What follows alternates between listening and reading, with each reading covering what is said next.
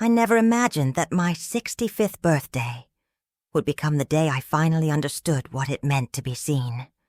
Not just noticed, not just acknowledged, but truly, deeply seen for who I am beneath all the accumulated years of trying to be what everyone else needed me to be. The morning started like any other Tuesday in September. The autumn air carried that crisp promise of change that always made me feel hopeful, even when hope seemed foolish. I'd been living alone in my small house on Maple Street for 3 years now, ever since Richard passed. The silence had become my constant companion, but on this particular morning, it felt different, expectant maybe. Or perhaps that was just my imagination painting meaning onto the ordinary canvas of another day. I'd spent the better part of 3 weeks planning this birthday celebration. Not because I expected anything grand, but because I needed something to look forward to. Something that would remind me that I was still here, still breathing, still worth celebrating. The planning itself had become a ritual of hope. Each small decision felt like an act of defiance against the growing sense that I was disappearing, becoming invisible in a world that seemed to have less and less space for someone like me. The cake had been my first priority. Not just any cake, but my absolute favorite. A lemon layer cake with cream cheese frosting, the kind my mother used to make when I was a child. I'd driven all the way across town to Morrison's Bakery because they were the only ones who made it exactly right. The baker, a young woman with flour-dusted hands and kind eyes, had listened patiently as I described exactly how I wanted it decorated. Simple, I told her. Elegant. Maybe some yellow roses around the border. Nothing too fancy, but something that would make me feel special. When I picked it up that morning, seeing it in its pristine white box, I felt a flutter of excitement that surprised me. It had been so long since I'd felt excited about anything. The cake was perfect, exactly as I'd envisioned it, and for a moment, I allowed myself to believe that the rest of the day would be perfect too. Back home, I set about preparing everything with the same meticulous care I'd once used to plan dinner parties when Richard was alive. The dining room table, usually buried under newspapers and mail, was cleared and polished until it gleamed. I used the good china, the set with the delicate blue flowers that had been my grandmother's. Each plate was positioned just so, each piece of silverware aligned with military precision. I'd learned long ago that the details mattered, that they were often the difference between something feeling special and something feeling forgotten. The name cards had been my own idea, though I couldn't quite explain why I'd felt compelled to make them. Perhaps it was the optimism of someone who still believed that people would come, that the effort would be worth it. I'd spent an entire evening writing them out in my best handwriting, each one a small prayer that its recipient would actually show up. Sarah, my daughter who lived 20 minutes away, but might as well have been on another planet for how often we spoke. Michael, my son, who was always busy with his career and his own family. Janet, my sister, who'd promised to call more often after Richard's funeral, but whose promises had gradually faded into silence. Tom and Linda, the neighbors who'd been so kind in the immediate aftermath of my loss, but who'd slowly returned to their own lives, their own concerns. I'd even made one for Mrs. Henderson from down the street, the widow who sometimes waved when she saw me tending my garden. It was wishful thinking, I knew.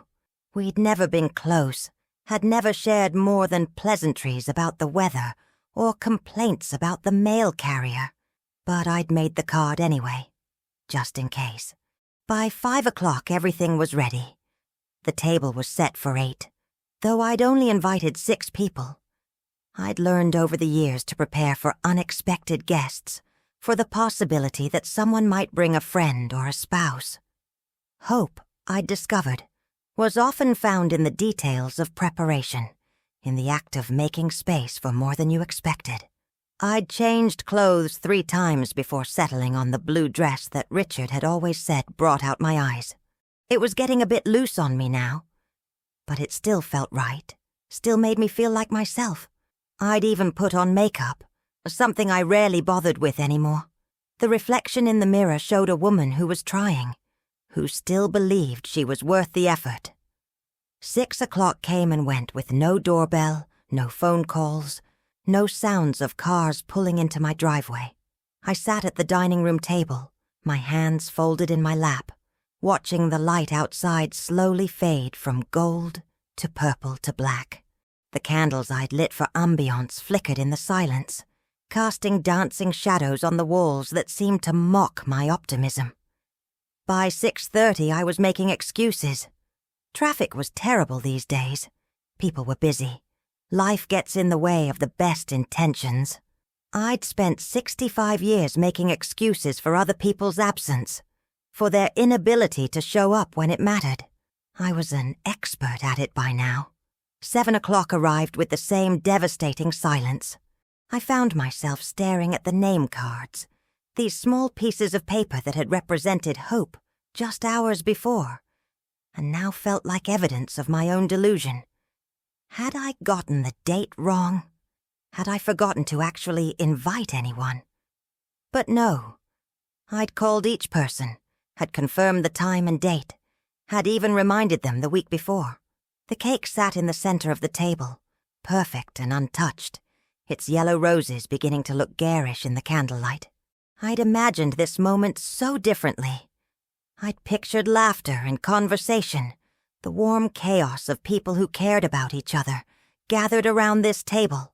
I'd imagined feeling loved. Instead, I felt hollow, not angry, not even particularly sad, just empty, as if I'd been slowly leaking something essential and had finally run dry. I sat there in my good dress, in my carefully prepared dining room, surrounded by all the evidence of my effort and hope, and I wondered if this was what disappearing felt like, if this was how you knew you'd become irrelevant. The tears came eventually, though I tried to hold them back. I'd learned over the years that crying alone was somehow worse than crying with someone. It felt indulgent, pointless, but they came anyway, slow and steady, like a gentle rain that you don't notice until you're already soaked. I found myself thinking about all the birthdays I'd celebrated for other people, all the cakes I'd baked, all the parties I'd planned. Sarah's sweet 16, when I'd stayed up until 3 in the morning making decorations. Michael's college graduation party, when I'd cooked for 30 people and spent my savings on a catered dinner. The surprise party I'd thrown for Richard's 60th, when I'd managed to track down friends he hadn't spoken to in years and coordinate schedules across 3 states. I'd been so good at showing up for other people. I'd made it my specialty, my defining characteristic. Margaret, the woman who remembered every birthday, every anniversary, every important moment. Margaret who could be counted on to care. And now, sitting in my empty dining room, I wondered if that had been my mistake. If in making myself indispensable for celebrations, I'd somehow made myself dispensable for everything else. The clock on the mantel ticked steadily toward 7:30. Each second a small confirmation that no one was coming. I'd started to convince myself that this was it, that this was how the story ended. Not with a bang, but with a whimper. Not with rejection, but with simple, devastating indifference. I was contemplating blowing out the candles and putting the cake away when the doorbell rang. The sound was so unexpected that I actually jumped, my hand knocking over my water glass and sending it crashing to the floor. For a moment, I just sat there, frozen, afraid to move, afraid to hope. Maybe it was a mistake.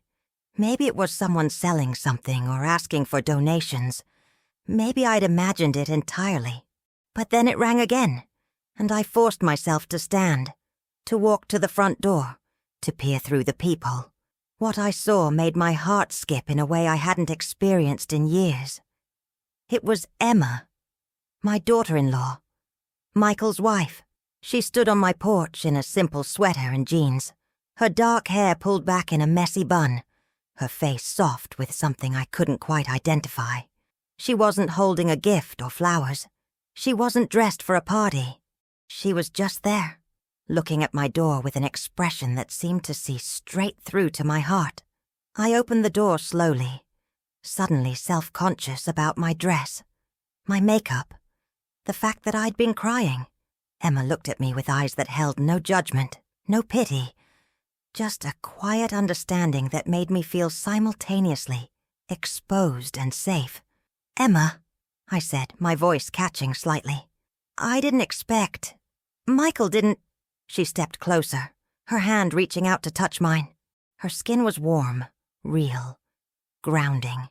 "Come with me now," she said quietly, and something in her tone made it clear that this wasn't a request. It was an invitation. Maybe even a rescue. I should have asked where we were going. I should have insisted on changing clothes or grabbing my purse or at least blowing out the candles. But there was something in Emma's eyes that made questions seem unnecessary. She was here. She was real. And she was asking me to trust her. After a day of disappointment, trust felt like the most radical act I could perform. We walked to her car in silence, the evening air cool against my skin.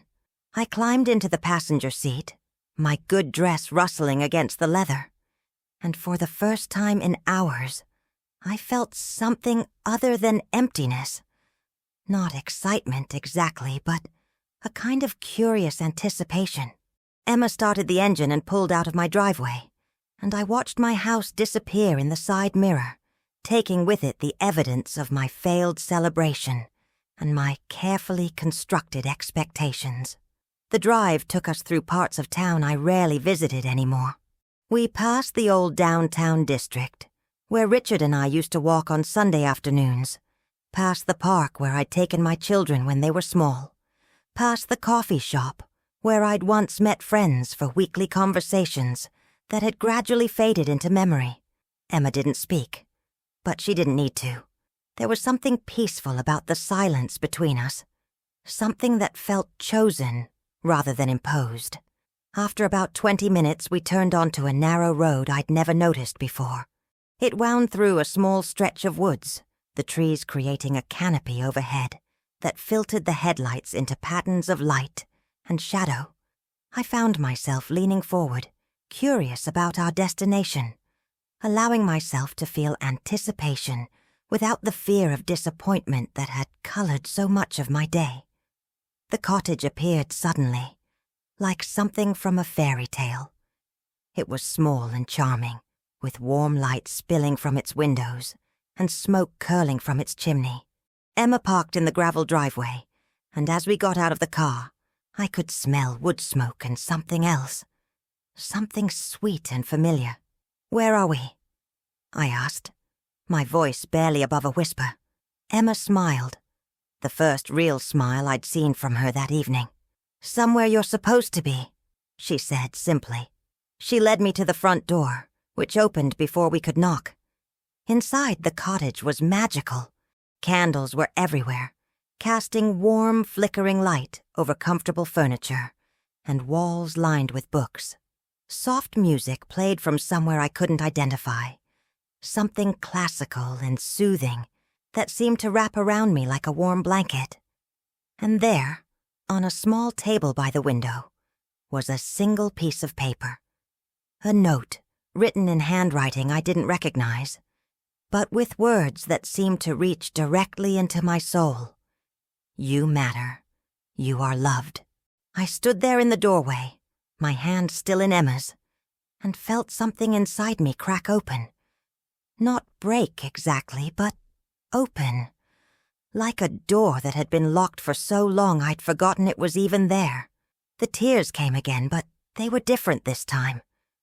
Not the tears of disappointment or self-pity, but something deeper. Something that felt like release. "How did you—" I started to ask, but Emma shook her head.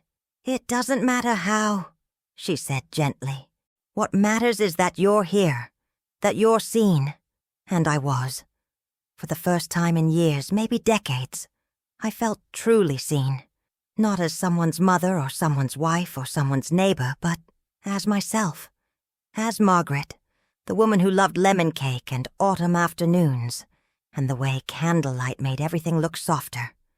As a person who mattered, who deserved to be celebrated, who was worth the effort of showing up.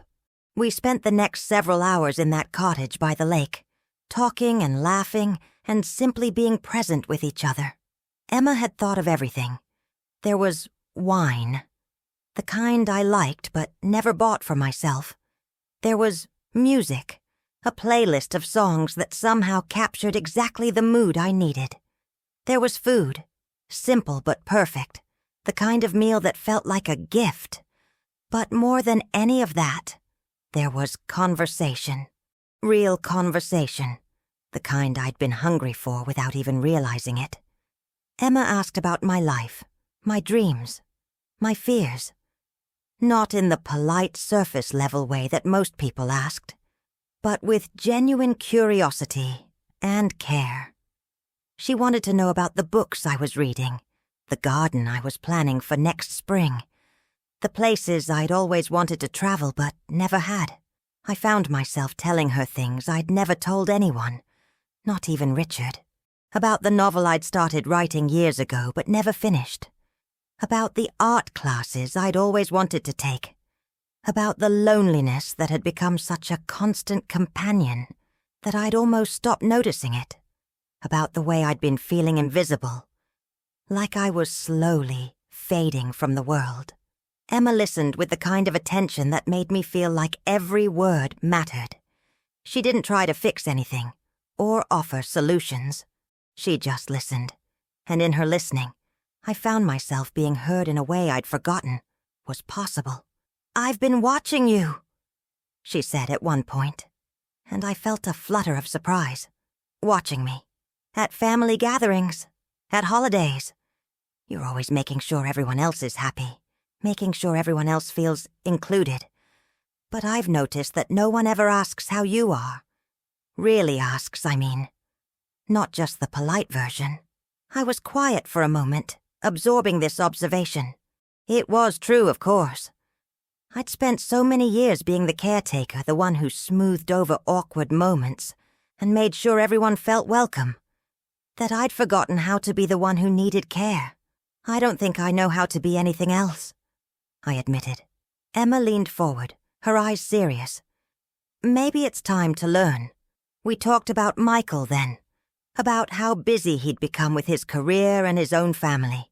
Emma was careful not to criticize him, but she was honest about the way he'd become distant, the way he'd started treating family obligations like items on a to-do list, rather than opportunities for connection.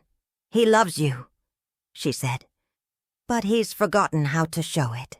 He's forgotten how to see you as more than just his mother, more than just someone who's always been there."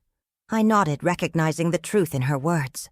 Michael had become successful in his career, had built a life that looked perfect from the outside. But somewhere along the way, he'd lost sight of the things that actually mattered. He'd stopped seeing the people who'd helped him become who he was. "What about Sarah?" I asked. Emma's expression grew more complicated. "Sarah's angry," she said finally. "She's been angry for a long time, and she's been taking it out on everyone around her, including you." This didn't surprise me. Sarah had been angry since her divorce 5 years ago, angry at her ex-husband, angry at the world, angry at the way life had turned out differently than she'd planned. But I'd hoped that anger wouldn't extend to me, that blood would count for something. "I think she blames you for being happy with Dad," Emma continued. "She can't understand how you could have had a good marriage when hers fell apart so spectacularly." I felt a pang of sadness at this. Richard and I had been happy, genuinely happy in a way that had become rare. We'd worked at it, had chosen each other every day for 38 years. But I'd never meant for our happiness to be a source of pain for our daughter. "I don't know how to fix it," I said. "You can't," Emma replied gently. "That's something she has to do for herself. But you can stop trying to earn her love by making yourself smaller. You can stop apologizing for being happy. This hit me like a physical blow. I realized that I had been doing exactly that, had been dimming my own light in an attempt to make others more comfortable. When Richard died, I'd grieved, but I'd also felt guilty for having been so happy when others were struggling. I'd started to hide my joy, to minimize my needs, to make myself less visible. "Why did you do this?" I asked Emma suddenly. "Why did you plan all of this?"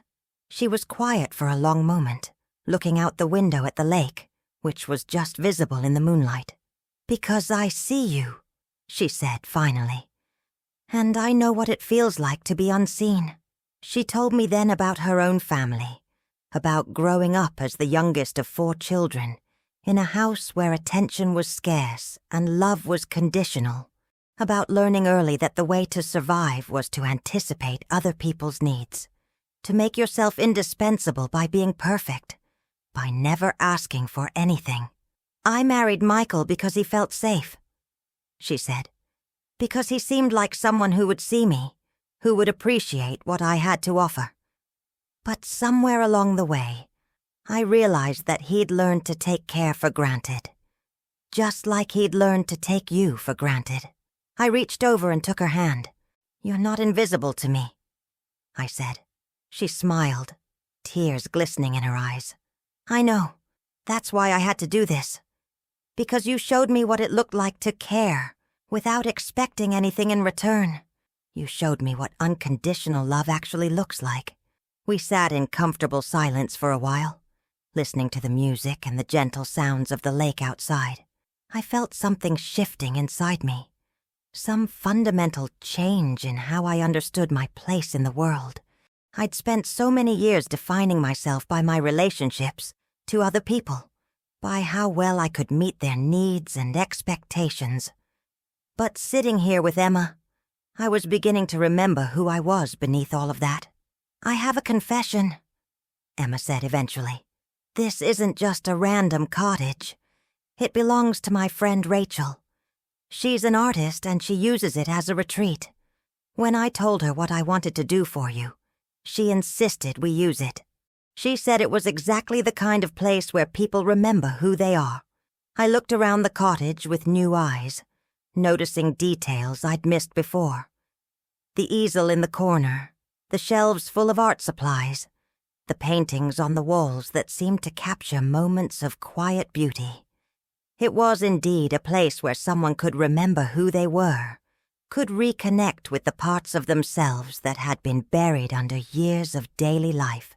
"I want to show you something," Emma said, getting up and walking to a small desk by the window. She returned with a leather-bound journal and placed it in my hands. "Rachel left this for you. She said every woman needs a place to put her thoughts, her dreams, her truth."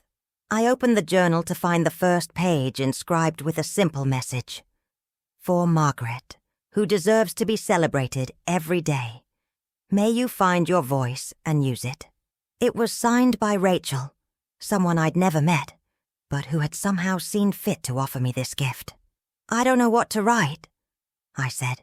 "Start with today," Emma suggested. "Write about what this day taught you." I picked up the pen that was tucked into the journal's binding and stared at the blank page. What had this day taught me? That disappointment could be transformed into something beautiful? That being seen was different from being noticed? That love could come from unexpected places? I began to write slowly at first, then with growing confidence. I wrote about the empty dining room and the perfect cake. I wrote about the name cards and the good china, and the way hope can feel both fragile and indestructible.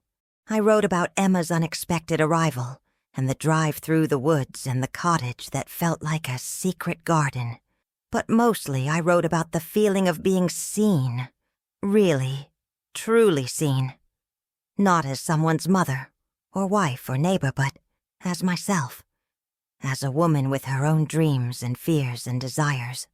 As someone who mattered, who deserved to be celebrated, who was worth the effort of showing up. As I wrote, I could feel Emma watching me, but not in a way that felt invasive. She was bearing witness to my process, holding space for my discovery. It reminded me of the way Richard used to watch me when I was working in the garden, appreciating the care I put into each plant, each row, each season of growth. "I think I understand now," I said, looking up from the journal. "Why no one came today. It wasn't about me not being worth celebrating. It was about them not knowing how to celebrate. They've forgotten how to show up for something that doesn't benefit them directly." Emma nodded. "People get busy. They get caught up in their own lives, their own problems. They forget that showing up for someone else is actually a gift to themselves." I thought about this as I continued writing in the journal. How many times had I shown up for others not because I had to, but because I wanted to? How many times had the act of celebrating someone else's joy brought me joy as well? The birthday parties and anniversary dinners and holiday gatherings had never felt like obligations to me. They had felt like opportunities to love, to connect, to be part of something bigger than myself. "I want to do this for someone else," I said suddenly. "I want to create this feeling for someone else who needs it." Emma's face lit up. "That's exactly what I was hoping you'd say." We spent the next hour planning. Emma told me about her friend's grandmother, who was spending her 80th birthday alone because her family was scattered across the country. She told me about the woman at the grocery store who always looked so lonely, who made small talk with the cashiers because she clearly craved human connection. She told me about the retired teacher who lived in the apartment complex near the lake, who had devoted her life to educating children, but had no children of her own. "There are so many people who need to be seen," Emma said. "So many people who need to know they matter." I felt a surge of energy, of purpose, that I hadn't experienced in years. This was what I'd been missing, what the empty dining room had been trying to teach me. I didn't need to wait for other people to see me. I could create the kind of love and celebration I wanted to receive. I could become the person who showed up. "I want to start with Mrs. Henderson," I said. "My neighbor. She's been alone since her husband died, and I've been so wrapped up in my own loneliness that I never thought to reach out to her." Emma smiled. "Perfect. When?"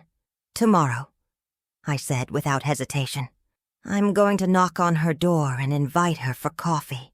Really invite her. Not just make polite conversation." As the evening wound down, Emma and I sat by the window, looking out at the lake.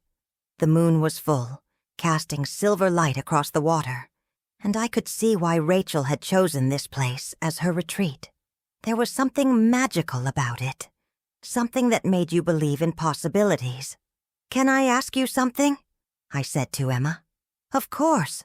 What made you see me? I mean, really see me when everyone else seemed to look right through me?" Emma was quiet for a long moment, considering the question. "I think it was because I recognized something in you that I was struggling with myself. The way you made yourself smaller to make others comfortable. The way you gave and gave without ever asking for anything in return. The way you apologized for taking up space." She turned to face me. "I've been doing the same thing in my marriage, in my family. I've been so focused on being the perfect wife, the perfect daughter-in-law, that I've forgotten who I am underneath all of that." "And who are you?" I asked gently. "I'm still figuring that out," she admitted. "But being here with you tonight, doing this thing that felt important and right and true, this feels like a step toward remembering." I reached over and took her hand. "You're brave," I said, "and kind, and you have a gift for seeing people, really seeing them. Don't let anyone convince you to hide that." We drove home in comfortable silence, both of us changed by the evening we'd shared. As Emma pulled into my driveway, I felt a moment of panic. What if going back to my empty house, to the evidence of my failed celebration, would undo all the healing that had happened tonight. But when I walked through my front door, the dining room looked different. The candles had burned down to stubs, and the cake still sat in the center of the table. But it no longer looked like a symbol of disappointment. It looked like evidence of hope, of effort, of a woman who had believed she was worth celebrating. I cut myself a piece of cake and ate it slowly, savoring the lemon flavor and the cream cheese frosting. It was every bit as good as I'd hoped it would be. As I ate, I thought about the journal Emma had given me, about the plans we'd made, about the woman I was becoming. For the first time in years, I felt excited about tomorrow. Not because I was expecting anything from anyone else, but because I was finally expecting something from myself. I was expecting to show up. I was expecting to be seen. I was expecting to matter. Before I went to bed, I wrote one more entry in the journal. I wrote about the taste of the cake, about the way the cottage had felt like a sanctuary, about the gift of being truly seen by another person. But mostly, I wrote about the decision I'd made to stop waiting for other people to celebrate me and to start celebrating myself. Today I learned that being seen is not something that happens to you. I wrote, it's something you create, something you choose, something you offer to yourself and others. Today I learned that love is not a scarce resource that we have to earn or deserve. It's abundant, available, waiting for us to claim it. I closed the journal and placed it on my nightstand, next to a photo of Richard and me from our last anniversary. In the photo, we're both laughing at something, and I can see in my own face the woman I'd forgotten I was, happy, confident, fully present in my own life. The next morning, I woke up early and baked another lemon cake, not because I was expecting anyone to come celebrate with me, but because I wanted to have something to share when I knocked on Mrs. Henderson's door. I wanted to have something to offer when I showed up for someone else. As I mixed the batter, I thought about Emma and the gift she'd given me. Not just the evening at the cottage, though that had been magical, but the gift of being seen, of being reminded that I mattered, that I was worth the effort of showing up. It was a gift I could give to others, a gift that would multiply rather than diminish when shared. I thought about the woman I was becoming, the woman who was no longer afraid to take up space, who was no longer willing to make herself smaller for other people's comfort. I thought about the plans Emma and I had made, the other lonely people we wanted to reach out to, the celebrations we wanted to create. But as I stood in my kitchen, mixing ingredients that had once represented hope and now represented purpose, I found myself thinking deeper about the patterns that had brought me to this moment. The systematic way I'd been erased, not through malice necessarily, but through a kind of benign neglect that was perhaps even more devastating because it was so normalized. I thought about the family gatherings where I'd spent hours preparing food, setting tables, orchestrating conversations, only to be barely acknowledged. The way my children had learned to expect my presence without appreciating it. The way my contributions had become invisible infrastructure rather than visible gifts. I thought about the Christmas mornings where I'd woken up at 5 to prepare the perfect breakfast, only to have everyone eat quickly and move on to gifts, as if the meal had materialized by magic. I thought about the way Richard's illness had consumed not just our savings but my identity.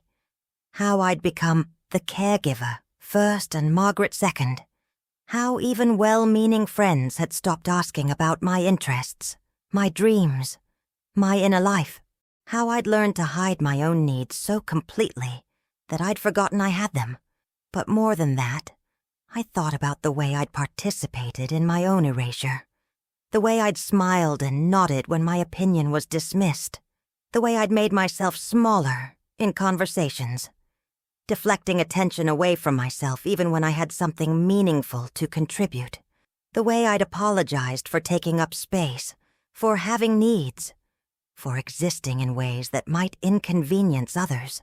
There was a moment as I folded the flour into the wet ingredients when I felt something like anger rise in my chest. Not the explosive kind that demands immediate action, but the slow burning kind that changes everything. The kind that says, "No more. This ends now." I realized that my birthday had been a test I hadn't even known I was taking. A test to see if I would continue to accept being invisible, if I would continue to make excuses for other people's inability to see me. And I had almost failed it. I had almost convinced myself that the problem was with me, that I was asking too much, expecting too much, being too needy. But Emma had shown me something different. She had shown me that being seen was not selfish, that expecting care was not unreasonable, that my needs were not burdens to be hidden, but gifts to be shared. She had shown me that love was not something you earned through perfect behavior, but something you claimed through authentic presence. The cake was perfect, just like the one from the day before. But this time I knew exactly who it was for. This time I was ready to show up, not just for Mrs. Henderson, but for myself. Not just as the woman who gave care, but as the woman who deserved to receive it. I dressed carefully that morning, choosing clothes that made me feel like myself rather than like someone trying to be invisible. I put on makeup, not to hide behind, but to celebrate the face that had lived 65 years of joy and sorrow and growth. I looked in the mirror and saw not a woman who was fading, but a woman who was finally coming into focus.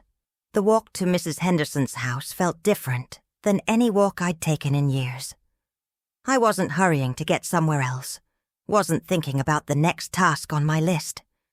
I was present in my body, in my purpose, in my decision to be seen. The autumn air felt crisp against my skin, and the sound of my footsteps on the sidewalk felt like a declaration. I am here. I exist. I matter.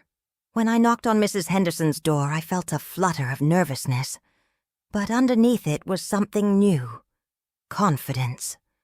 Not the kind that comes from knowing you'll get what you want, but the kind that comes from knowing you deserve to ask for it.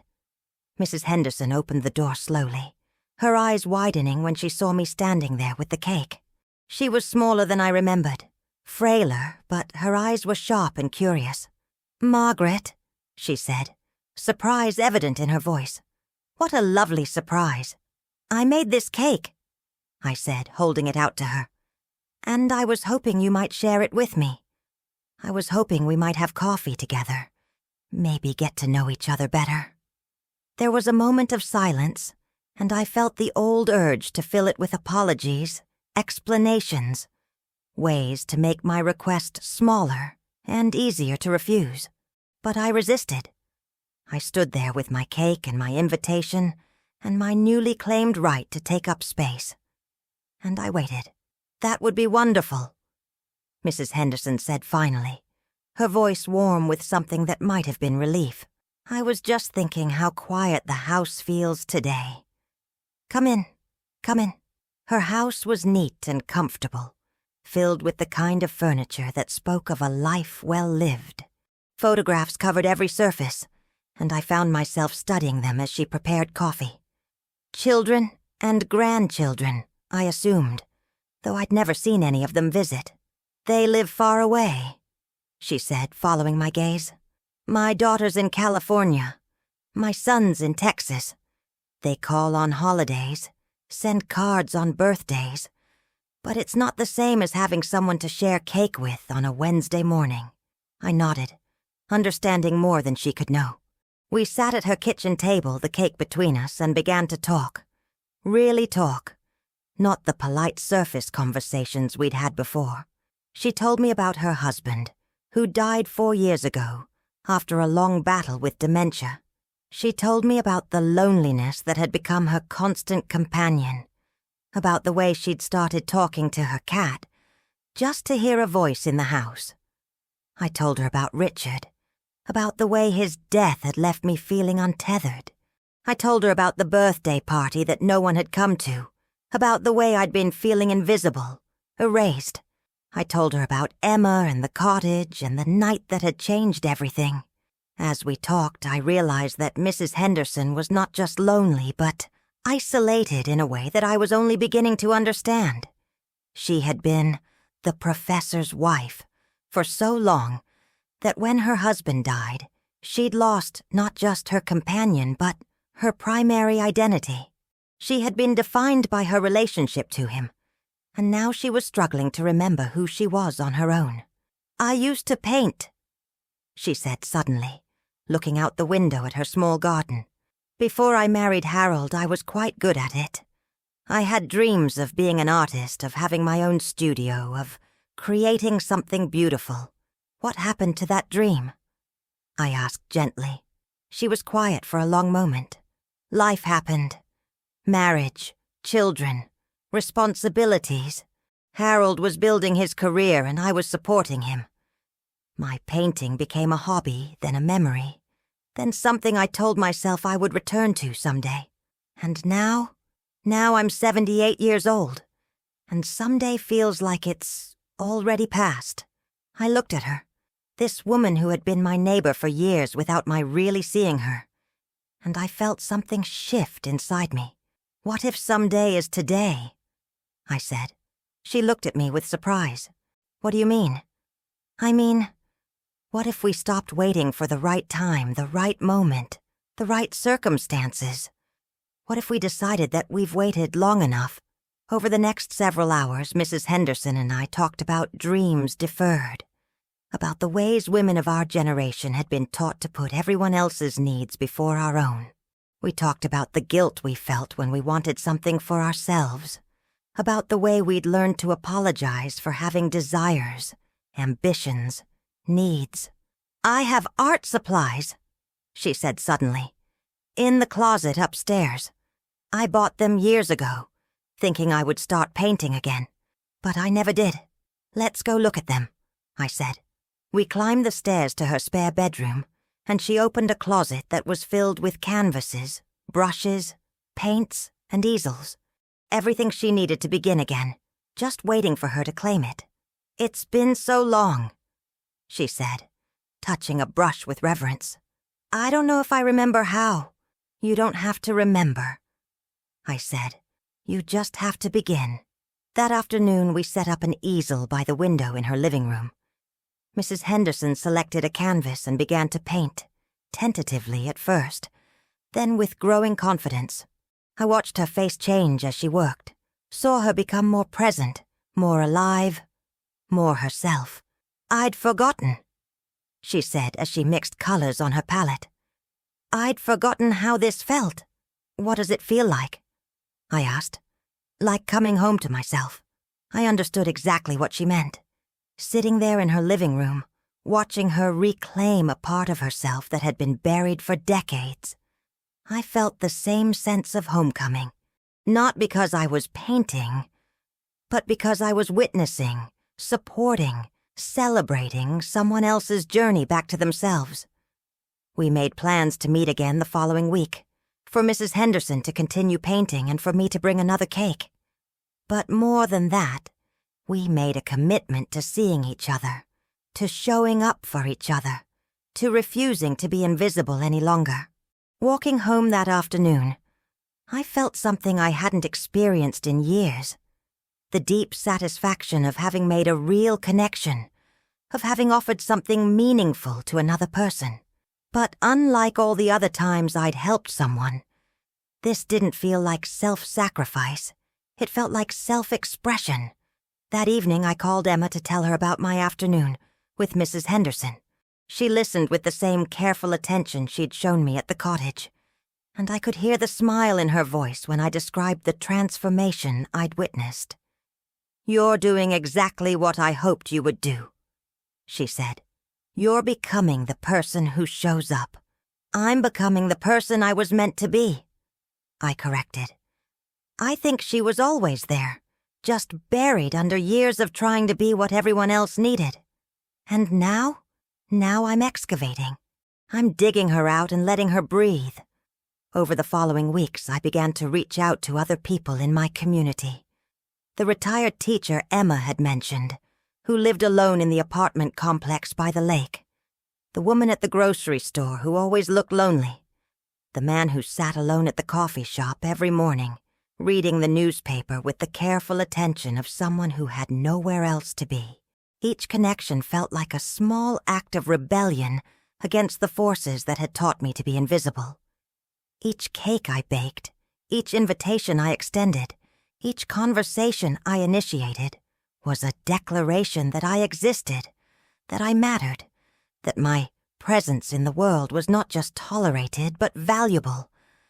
I began to notice things I'd missed before. The way people's faces lit up when they felt truly seen. The way a simple invitation to coffee could transform someone's entire day.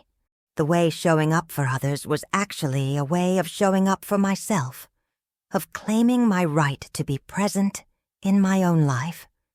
But perhaps most importantly, I began to notice the ways my own family's treatment of me had shaped my sense of self.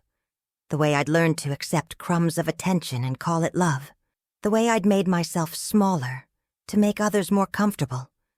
The way I'd apologized for having needs, for taking up space, for existing in ways that might inconvenience others. I thought about calling Michael, about having a conversation with him about the way our relationship had become transactional, about the way he'd stopped seeing me as a person with my own inner life.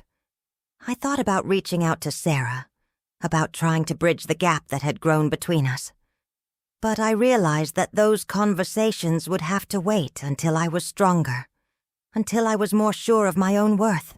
For now, it was enough to practice being seen with people who were ready to see me. It was enough to learn how to take up space, how to ask for what I needed, how to be present in my own life. It was enough to remember who I was beneath all the roles I'd played, all the ways I'd made myself smaller, all the years of accepting invisibility as normal. The journal Emma had given me became my constant companion during this time.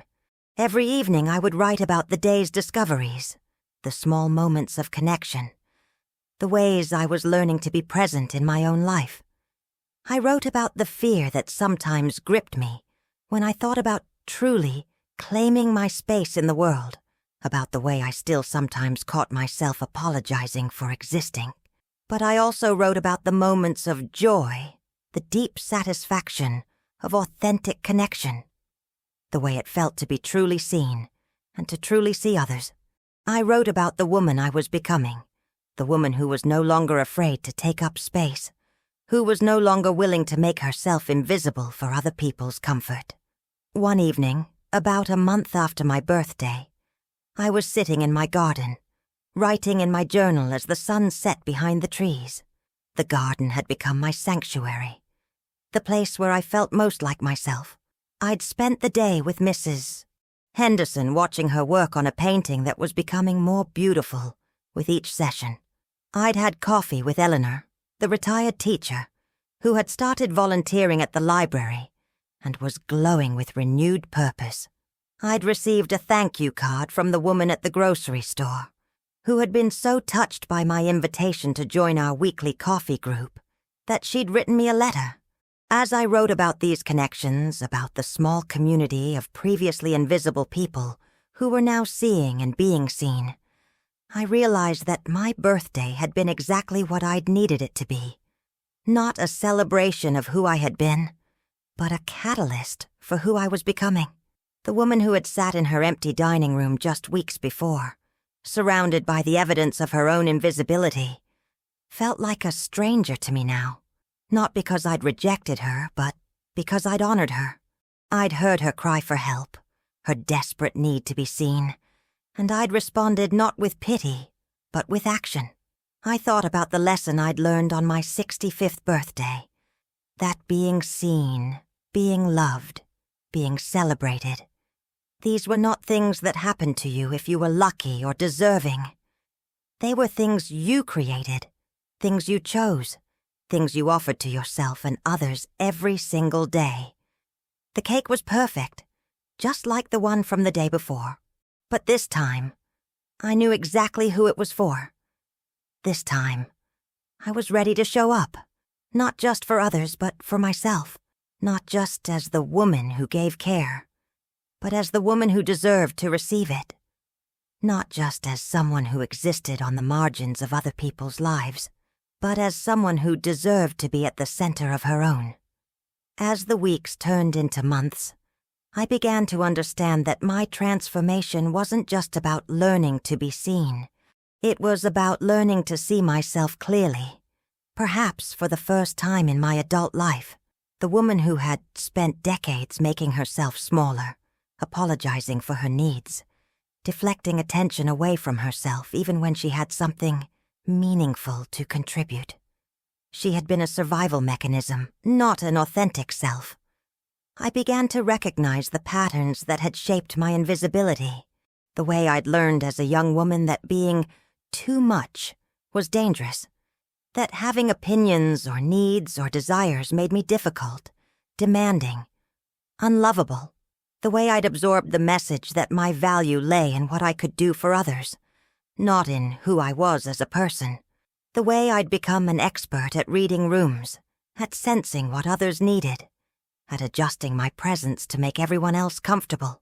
It was a skill that had served me well in many ways. I'd been a good wife, a devoted mother, a helpful neighbor. But somewhere along the way, I'd forgotten that adaptation was supposed to be a tool, not an identity. I'd forgotten that making others comfortable was supposed to be a choice, not a compulsion. The journal Emma had given me became my archaeological site, the place where I excavated layers of self-denial that went back decades. I wrote about the promotion I'd never applied for because I was afraid of being seen as too ambitious. I wrote about the art class I'd never taken because I was afraid of being bad at something. I wrote about the friendships I'd never pursued because I was afraid of being rejected. But perhaps most painfully, I wrote about the ways I'd trained my own family to treat me as peripheral. The way I'd accepted Richard's assumption that my interests were less important than his. The way I'd allowed my children to grow up thinking that my emotional needs were optional. That my presence was a given rather than a gift. I realized that my birthday hadn't been an anomaly. It had been the inevitable result of decades of teaching people that I didn't need to be seen, that my presence was infrastructure rather than celebration, that my happiness was secondary to everyone else's convenience. The most difficult entry I wrote was about the ways I'd participated in my own erasure. The conversations where I'd stayed silent when I had something to say. The times I'd laughed at jokes that weren't funny to keep the peace. The way I'd made myself smaller in photographs, literally and figuratively, always stepping back, always deflecting, always making room for others to shine. I wrote about the way I'd learned to apologize for existing. Sorry to bother you, I'd say when asking for help. Sorry for being a burden. When I was sick, sorry for taking up space when I had needs. I'd become fluent in the language of self-negation, and I'd taught everyone around me to speak it too. But I also began to write about the moments of rebellion, the small acts of resistance that had kept some spark of my true self alive. The way I'd secretly read poetry in the bathroom during dinner parties. The way I'd taken long walks alone, just to remember what it felt like to be in my own body without having to perform for anyone else. The way I'd talked to my garden, sharing thoughts and dreams I'd never voiced to another human being. These moments became the foundation for my reconstruction. I began to see them not as insignificant escapes, but as acts of preservation, ways my authentic self had refused to be completely erased. The woman who had loved poetry and long walks and quiet conversations with flowers. She had been there all along, waiting for me to remember her. The hardest part of this process was learning to distinguish between love and habit, between genuine care and conditioned response. I'd spent so many years automatically saying yes to every request, automatically prioritizing everyone else's needs, that I'd lost track of my own preferences, my own boundaries, my own capacity for choice. I began to practice saying no. Small no's at first, gentle no's that didn't require explanation or justification. No, I can't babysit tonight. I have plans. The plans were often just reading a book or taking a bath or sitting in my garden. But they were my plans, and they mattered. Each no felt like a small revolution, a quiet declaration that my time, my energy, my presence were not unlimited resources to be distributed without consideration. Each no created space for a yes that actually meant something, for choices that reflected my authentic desires rather than my conditioned responses. I began to notice the ways other people had learned to rely on my automatic yes, the ways they'd grown comfortable with my self-sacrifice. Some of them adjusted gracefully, accepting my new boundaries with understanding and even respect. Others reacted with confusion, frustration, even anger, as if I'd violated some unspoken contract by claiming my right to choose. The most difficult conversation was with Sarah, who called one evening expecting me to drop everything, to help her with a crisis that, upon examination, wasn't really a crisis at all. When I told her I couldn't help that night, that I had other commitments, she was silent for a long moment. "What commitments?" she asked finally, her voice sharp with something I couldn't quite identify. "I'm having coffee with a friend," I said simply. "Since when do you have friends?" The question was cruel, but I recognized it as the lashing out of someone who was being forced to see me as a person rather than a function. "Since I decided to have them," I replied calmly. "Since I decided I was worth having them." The silence that followed was loaded with years of unspoken expectations, assumptions, and resentments. I could feel Sarah struggling to adjust to this new version of me, this mother who had needs and boundaries, and a life that didn't revolve around her convenience. "I don't understand what's gotten into you," she said finally. "I've gotten into me," I replied. "I've remembered who I am." The conversation didn't end well. Sarah hung up angry, and I knew she would probably complain to Michael about my newfound selfishness. But for the first time in years, I didn't feel the crushing need to fix it, to smooth things over, to make everyone comfortable at the expense of my own truth. I was learning that being seen required me to be visible, and being visible required me to be real. Not the carefully curated version of myself that had been designed to meet everyone else's needs, but the actual complicated, imperfect woman who had dreams and fears and opinions and boundaries. The coffee group that had started with Mrs. Henderson and me had grown to include 7 women, all of us discovering what it meant to be seen and to see others. We met every Thursday morning at the corner cafe, and our conversations had evolved from polite pleasantries to deep explorations of who we were becoming in the later chapters of our lives. Eleanor, the retired teacher, had started writing a book about her experiences in the classroom. Grace, the woman from the grocery store, had begun volunteering at the animal shelter and was glowing with renewed purpose. Betty, who had joined us after months of sitting alone at the library, had reconnected with her estranged sister and was planning a trip to visit her grandchildren for the first time in 5 years. But it was Mrs. Henderson who had undergone the most dramatic transformation.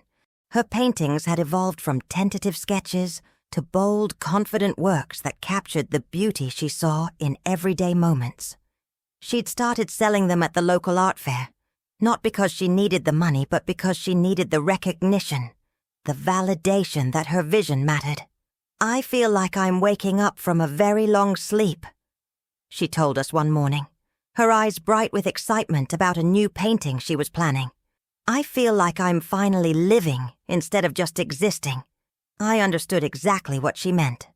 For the first time in decades, I was making choices based on what I wanted rather than what I thought I should want. I was having conversations based on what I thought, rather than what I thought others wanted to hear. I was living from the inside out instead of the outside in. The ripple effects of this transformation were surprising. Emma and I had grown closer, our relationship evolving from polite family connection to genuine friendship. She'd started joining our Thursday coffee group occasionally, and I could see her wrestling with her own questions about visibility and authenticity within her marriage. "I've been thinking about what you said," she told me one afternoon, as we walked around the lake near the cottage where our journey had begun. "About not apologizing for existing. About not making yourself smaller for other people's comfort. What have you been thinking?" "I've been thinking that I've been doing the same thing you were doing. Making myself invisible to keep the peace. Accepting crumbs of attention. And calling it love." I listened as she talked about her marriage to Michael. About the ways she'd learned to suppress her own needs to avoid conflict. About the dreams she'd put on hold. The friends she'd gradually lost contact with. The parts of herself she'd buried to be the perfect wife and daughter-in-law. "I love Michael," she said. "But I'm not sure he sees me any more clearly than he sees you. I'm not sure he's capable of seeing anyone who doesn't serve his immediate needs." This was painful to hear, but I recognized the truth in it.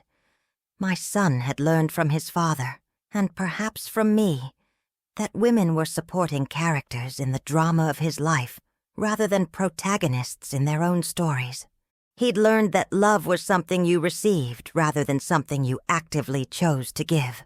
"What are you going to do?" I asked. "I'm going to start being visible," she said. "I'm going to stop apologizing for having needs, for taking up space, for existing in ways that might inconvenience him. I'm going to start showing up for myself the way you showed up for me." The conversation reminded me of something I'd written in my journal weeks earlier. That being seen wasn't just about other people's recognition. It was about self-recognition. About the courage to be authentically present in your own life. It was about refusing to be erased, even when erasure was easier, even when visibility came with risks. As autumn deepened into winter, I found myself reflecting on the year that had changed everything. The birthday that had felt like an ending had become a beginning. The evening that had started with disappointment had become the first chapter of a new story. One where I was the protagonist rather than the supporting character.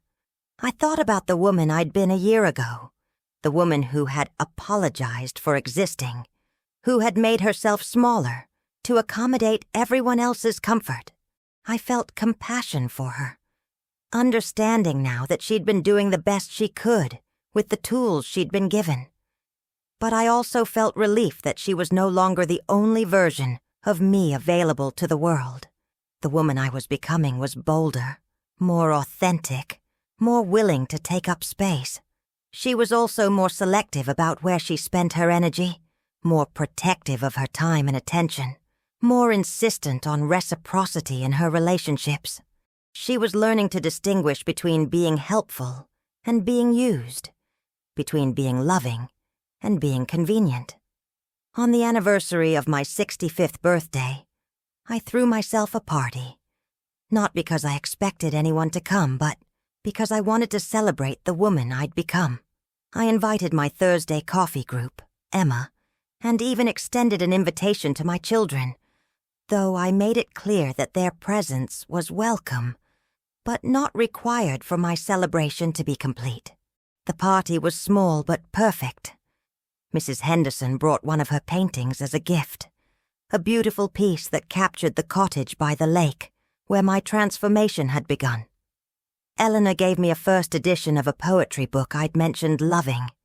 Grace brought homemade cookies and stories about her new volunteer work that had everyone laughing until our sides hurt. Emma came, and to my surprise, so did Michael. He seemed uncomfortable at first, unsure how to interact with this version of his mother who no longer centered his needs in every conversation. But as the evening progressed, I saw him beginning to see me differently, to recognize that I was a person with my own interests and relationships beyond my role as his mother. Sarah didn't come, but she sent a card. It was brief, but it was something. A small acknowledgement that I existed, that I mattered, that my birthday was worth recognizing. It wasn't the relationship I wanted with my daughter, but it was a beginning. As the evening wound down and my guests prepared to leave, I felt a deep satisfaction that had nothing to do with whether others approved of my choices. I'd created exactly the kind of celebration I wanted, surrounded by people who saw me clearly and chose to be present in my life. Later, alone in my house, I sat in the same dining room where I'd waited for guests who never came just 1 year earlier. But everything was different now. The silence wasn't empty. It was full of possibility. The solitude wasn't loneliness. It was peace. I wrote in my journal that night about the journey from invisibility to presence, from erasure to authenticity.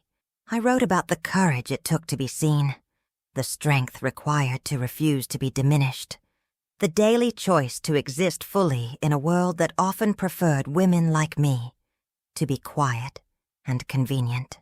But mostly, I wrote about the deep joy of finally coming home to myself, of discovering that the woman I'd been searching for in other people's recognition had been there all along, waiting for me to have the courage to see her clearly. The cake was perfect, just like the one from the year before. But this time, I knew exactly who it was for. This time, I was ready to show up, not just for others, but for myself. Not just as the woman who gave care, but as the woman who deserved to receive it. Not just as someone who existed on the margins of other people's lives, but as someone who deserved to be at the center of her own. And in that recognition, in that claiming of my own worth, I found something I'd been searching for my entire life, the unshakable knowledge that I was enough, exactly as I was, and that my presence in the world was not just tolerated, but valuable, not just accepted, but celebrated, not just noticed, but truly, deeply seen.